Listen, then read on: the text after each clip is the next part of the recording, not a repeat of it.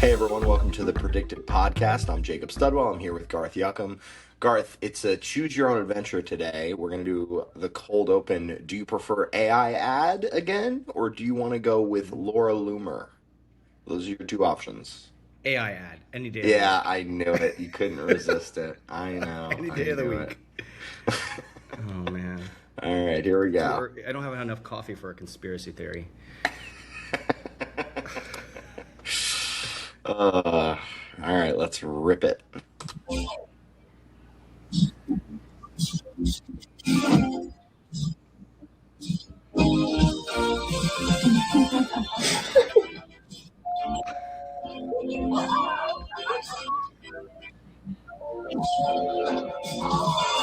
Is this really what you want your Republican Party to look like?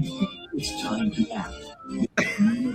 Oh my god. GOP forever. Frontline Action is responsible for the content of this advertising. So who's behind this ad? So I assume it's the same like Ted Cruz group that did the last one, right? It must be. Wow. Yeah, that was I mean, I have a lot of editing notes. The score really didn't pick up until like midway through. It was very quiet to start. I was wondering if anybody was going to talk. Yeah, and like nobody did talk, but it was fine if you had music. Like you don't have to talk if you had music, but yeah, that was honestly it was really funny. I will say that. I mean, it was a montage of the great evil people of the world, if you will. Right, right. And then, of course, the American evil people in the Yes. eyes of Ted Cruz as Yes. well. Well, I guess they ramped up like perfectly. Like it was kind of like, It was brilliant. Yeah, it was just kept going and going and going. It was like something from the Brady Bunch, or I don't know. Like it was brilliant. yeah, yeah. And by the way, this post was from Team Fishback, so that's why it says they know Fishback is on the verge of winning. Or But maybe by the they way, just, you know, maybe they just liked the ad and they just wanted to run it. they clearly did like the ad because they want to Really? post it everywhere. And I don't know, they said $10 million ad against James Fishback. That's got to be just pulled out I of their hope butt, right? not. There's, Well, it's you because hope it's so. it said it was during the World Cup final. So I believe that it's expensive. I'm not saying it's not. It was in the World Cup final in Florida, right? So certainly somewhat Yeah. expensive, but Yeah. $10 million? Seems I a little don't. high. I don't think so. I mean, that's more expensive than a Super Bowl ad. Yeah, like no, it's around what a Super Bowl ad costs. That's Like 10 million now? I Okay. think so, yeah, something like that for 30 seconds. That's what this was. Yeah, 30 seconds. Yeah. There's no way. I mean, also costing basically nothing to produce, clearly. So. I was going to say, can you imagine being the person who produced that via AI and goes, oh, we just spent 10 million on that? On what I just made? And we haven't talked about the Dan Bilzerian of it all. Like that, it's Oh, I them know. two together. Like That's what makes it great. And everybody's the whole time. just peachy. It is just the funnest party ever. And then the cake at the end. And the, Yes, the cake. is it the Ayatollah who's cutting the cake with a With sword? the big He's like this. It's great. I mean, it's Oh my god. It's really good. So I'm just going to say now that these AI ads are going to be a big feature in 2028. I think I had assumed that we would maybe be past them by 2028, but it seems like we're actually going to be in the perfect realm for them, and they won't be embarrassing yet. So we're probably going to see a lot of these. But I mean, isn't this like where we in movies have parodies? So you've got Star Wars, and then next thing you know, you've got Spaceballs Right. or Hot Right. Shots, making fun of Top Gun. Yep. It's almost so bad that it's great. Yeah, yeah. No, it comes in waves too. Like the movie parodies come in waves. So I think this is the start of a wave, not the end of a wave. And I don't know. Just watch it. Like I guess be on top of your parents and parents for hey, look at this ad. How funny is this? How great is this? And then it's like, Yeah. Mom, that's AI. I mean, this one I feel like everyone knows. I don't. Yeah, that's pretty clear AI. Can we get the birthday cake one more time, like when we sign Yeah, off? I was just about to say. I think let's just watch the whole thing again. I feel like that's where we're at right now. We have to watch it again. Here we go. All right, let's do it. Is my volume just not?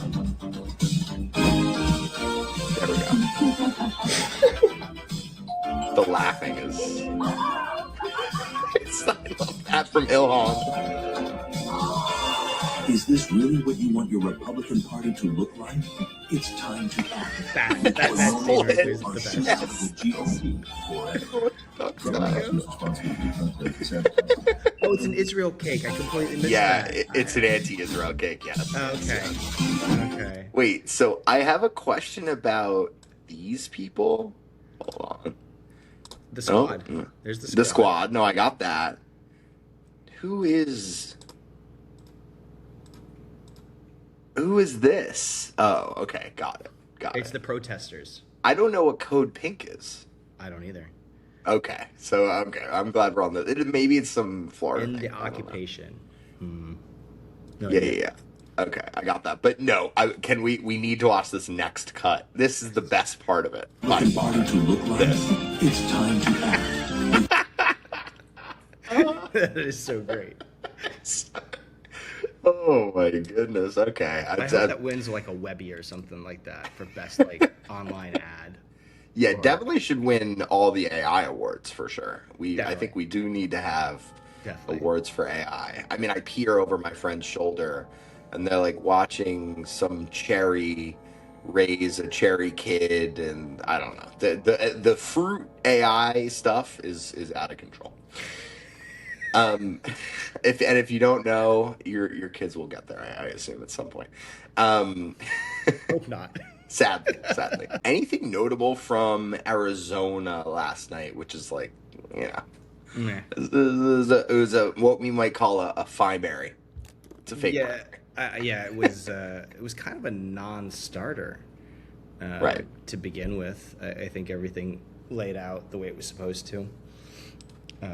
We've got a showdown in the first district, which is a great toss-up. The 6th is the same way. Biggs delivered for Trump, so now that we're going to have kind of a fun general for the governor's mansion. That's exciting. I mean, it's exciting, but it's it's not that exciting. It's not that exciting. I mean, I can tell you right now, come November, we're not going to be talking about the Arizona governor's mansion. I doubt it. Seriously doubt it. Yeah. All right. That's fair. And let's we haven't really spoken too much about Lindsey Graham and the replacement. Seems like everyone's on Darline, his sister, who has now replaced him in the Senate for the rest of this term. Yep. But the question is, Russell Fry, Ralph Norman, is there any shot here of an actual competitive race, or everyone just kind of on Darline? I mean, Trump backing Darline didn't really ward anybody off from joining the race. So yeah, which was surprising, I thought. I mean, Nancy Mace decided not to jump in. That was probably wise after her 5th place finish in the governor's primary. Yeah. No, I think Fry's interesting. He's going to straddle the fence, put his butt on two chairs, and that's probably wise. Yeah, I thought Fry was interesting. Right now, you can get him at 11 cents. But at the same time, I think that also diminishes his possibility. I mean, because if he does leave, then Republicans can't replace him, and they basically give up a Republican seat to the Democrats. In a moment that they badly need every single seat. So maybe he's just raising his name recognition. Norman, I mean, he really wants the seat. And, within like hours of Graham's passing on that Saturday, July 11th, he's asking Trump for the endorsement. That's not a good look. No, it's not great, especially because everybody else was so heartbroken and I know, and lovey all over Lindsey, and Ralph was like, can I have the seat? Yeah, can I have his job? It's kind of like when your aunt dies and you're like, can I get that dollhouse though? But that dollhouse though. Yeah, exactly. So I think that, I mean, the problem with Darline is that she's a novice, effectively. Right. She's a commissioner, been doing that for 6 or 7 years in in the South Carolina government. But she hasn't really run a campaign. So what happens when the rubber hits the road and she actually has to campaign, or does she just we always talk about hugging or getting close to Trump, right? Does she just get close to her brother and that helps her sail through? Right. I think, name recognition. Like fire starters, the Duraflame. My dad has the little wood chip blocks. I mean, giving yourself a Trump endorsement out the gate is like the greatest fire starter you could have. Yeah. And I don't really think you need to run all that crazy of a campaign once you get a Trump endorsement in a GOP primary, right? No, I don't think so. And the playbook seems to be, well, I'm Lindsey's brother, so I'm just going to continue his legacy.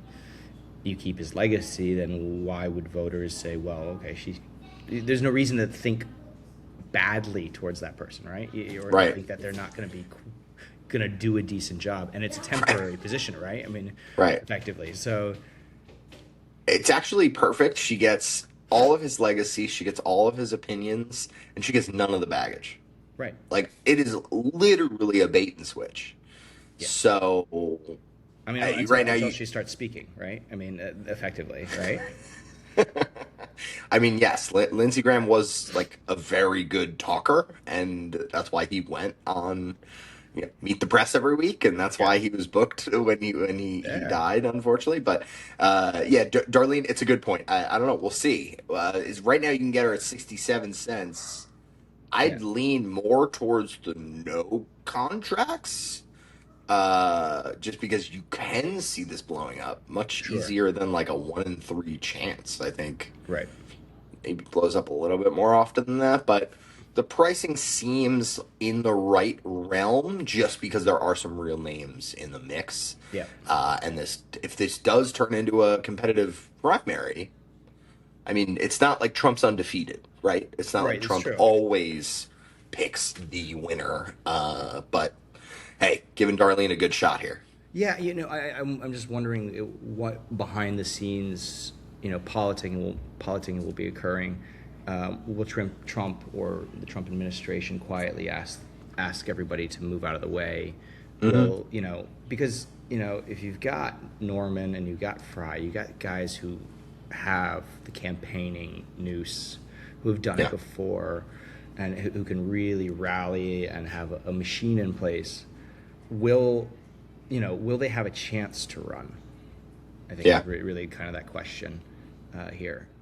I will say GOP coordination is not on the top of strengths right now for them. This is true. If you look at the House and the Senate, like you couldn't have two different leaders that are just on completely different pages. Right. So I don't trust that the White House is going to be getting everyone in line. I don't trust that everyone's going to be on the same page.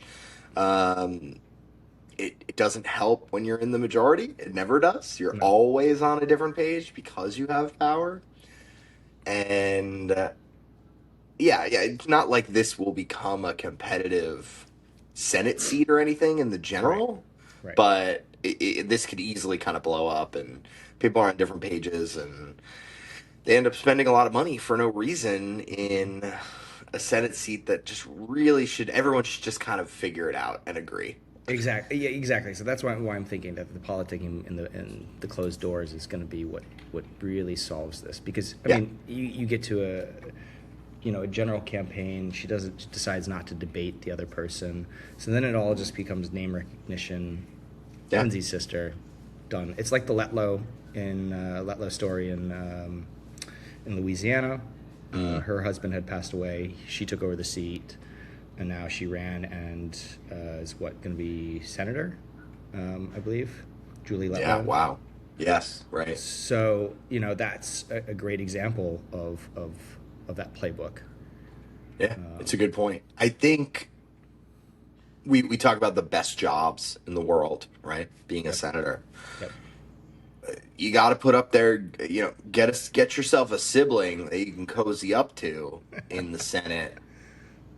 Get yourself a husband or a wife that's in the Senate. Hey, there you go. then Exactly. you just have to survive it a little bit. I mean, I'm not saying there's definitely trials and tribulations being close to a Definitely. political campaign, Yes. but if they have a career that's double digits and you Hmm. just happen to be there when they happen to Learning pass, all along the way. yeah, right, exactly. It's the Noah Eagle, Ian Eagle situation, right? I don't know if Hmm. you're privy to the play-by-play announcers in the U.S., but Yep. Noah Eagle's literally my age, and he's a national broadcaster at this point because Right. hey, his dad did it his whole life. He was Exactly. in the booth with him. He knows exactly what to do. Um, so the nepo baby stuff is fun, Yep. but. So yeah, Darlene again, 67 cents, nose 34 cents. You're not wrong about the back rooms. I could see that. Yep. I'm curious at 67 cents. Again, this is probably going to be a shorter timeline contract as well. So if Yes. you're looking for a larger cash out, getting 67 cents that you know could cash pretty quickly is a rare opportunity. So that's why I keep coming back. I said I'd lean on the no a little bit more. We talked through it. I don't know. It seems like Darlene's just inevitable. Yeah, I mean it's kind of gotten a little quiet. I mean, obviously Monday and Sunday we had the announcements. We had a little bit of polling, which meant it was just prime for backroom politicking, Hmm. in my opinion. It's because why would the voters know who to pick, Hmm. right? There hasn't been a Right. campaign. It's just more about Exactly. like who do you like best, like who's your buddy at the schoolyard, and they're like, oh, well, Right. I like Bob. He's got great hair. He gave me his applesauce once. Yeah. And also, everybody just talked so glowingly about Lindsey Graham. It really helps Darlene. Like, when somebody passes, we all Yeah. praise them. We all talk about them a lot. They're in the news. Mm-hmm. And, oh, by the way, he's got a sister. I Yep. don't know if you know, but they were close. Trump loves her. Seal of approval. All right, so you mentioned polling. Let's move over quickly. There was a UNH poll from July 15th to July 20th in Maine, U.S. Senate, Maine, 2026. Troy Jackson, 49%, Susan Collins, 46%. This is a good start for Troy Jackson. Pretty hard to argue there. I definitely would not run away with this number. I would not think, oh, wow, this is about where Platner was after the first round of Yep. uh, Scandal, or the second round of Scandal. What? How many rounds was it? I don't know. It was one of the rounds, 3 or 4. and so this is a very good number. Again, I think we've talked about in the past. Collins is going to make a surge. The closer we get to November, the more of a surge Collins will make, and the better argument she'll have for independent voters.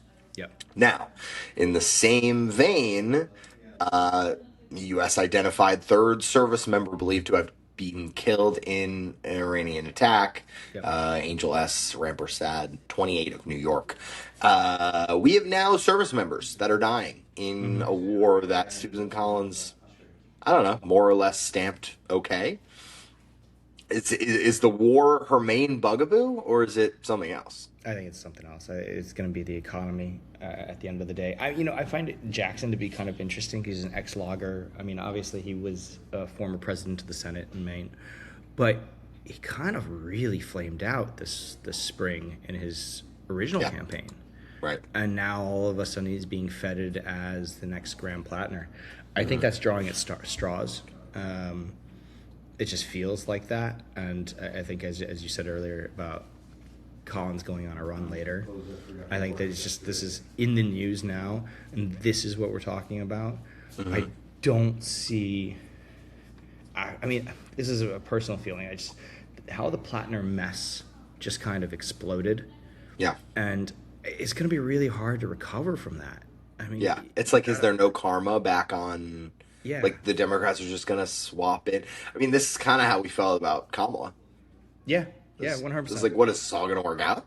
Yeah, You why? gave her 109 days, 107 days, whatever Yeah. her book title was. Yeah. And maybe it's better for a smaller race that you have that much time.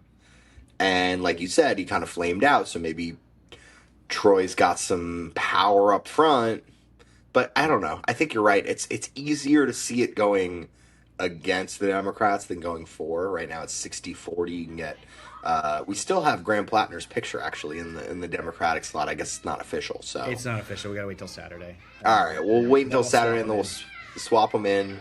But 60 cents for Graham Platner, 40 cents against the Democrats. I definitely lean towards the 40 cents if we're picking here. I mean, you can't go against Collins. She's battle tested, Right. like seriously battle tested, and I don't like it. All right, let's move quickly to AOC isn't ready to rule out a 2028 presidential bid per Politico. Surprise, surprise. Right now, she is 55 cents to run for president, 42 cents to run for Senate. The more we update our priors, the more we see the DSA successful traction on anyone who loves to call themselves a democratic socialist. She's going to run for president, right? She has to. She absolutely has to. I mean, this is her chance. Honestly, of all the prices we could talk about, all the prices we have talked about, 55 cents for AOC running for president is an absolute bargain, an absolute steal. You're getting almost double your money if somebody who is very likely to make a strong push for the presidential nominee in 2028. And again, I don't think you have to wait that long. I think she's going to announce in December. I mean, it's like, if she's going to take the Bernie mantle, right? And I mean, she has to run. He ran several times. I mean, all it's going to do is amplify her message. Then she can go on, run for the Senate or run, be House Speaker or whatever, whatever the ambitions are to, even if she doesn't really want to be president and all the hubbub that goes with that. But like, just to amplify her message, you have to run in 2028. It's an open primary. What do you have to lose? Everybody knows what she's going to say.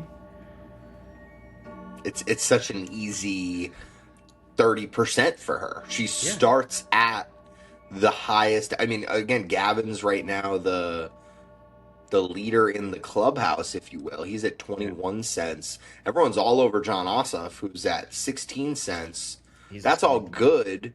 But when you start off the race, AOC's got a big head start, and she's at 12 cents. Yeah. Did you see Ossoff's fundraising numbers from Q2?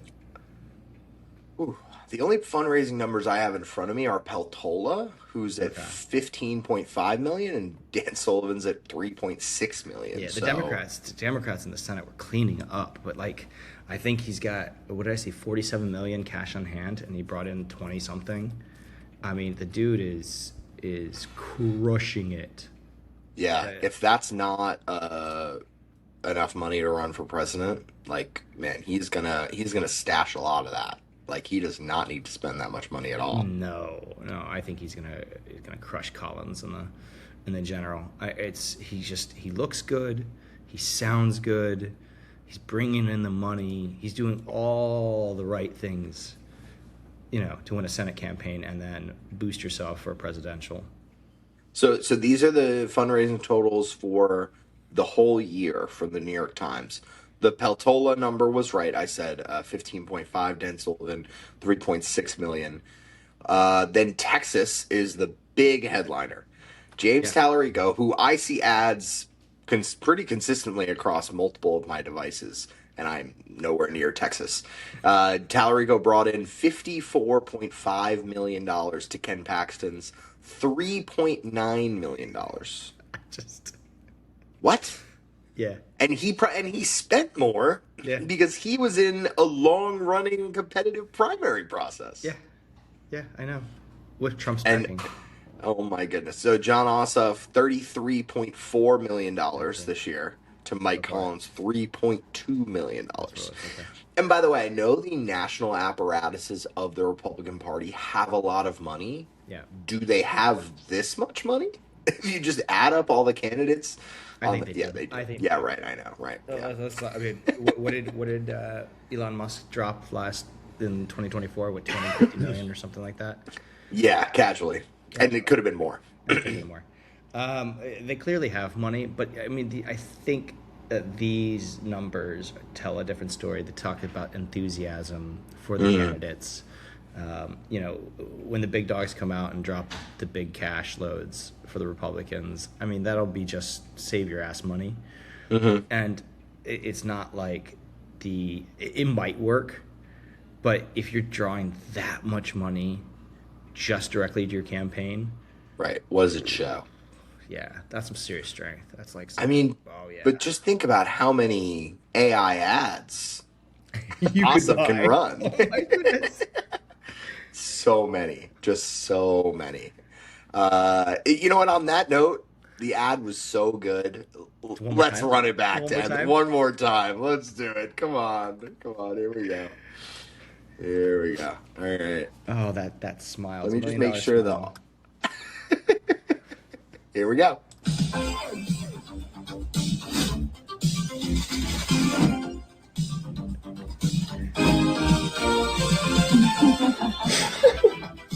The laughs.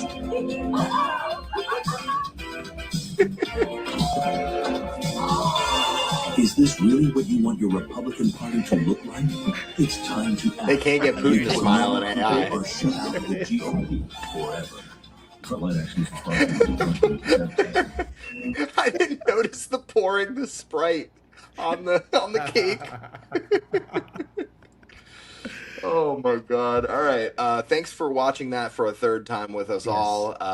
This has been the PredictIt podcast. Jacob Studwell, Garth Yuckham. Have a great week. And it's almost August, guys. We're almost up to the Michigan race. So I think next week we'll deep dive into all things Michigan, prepare ourselves for that. There's been some big movements in the last couple days. Big stuff. I think, we'll save it. Tune in next time. And thanks for everyone who comments, likes, tunes in on YouTube. We have great visuals on YouTube, youtube.com/@PredictItOfficial, x.com/@PredictItPod, Apple Podcasts, Spotify, iHeart, Deezer, Amazon Podcasts. Maybe text me. I don't know. I'll send you the link. Don't worry. All right. Have a good one. Thanks, everyone.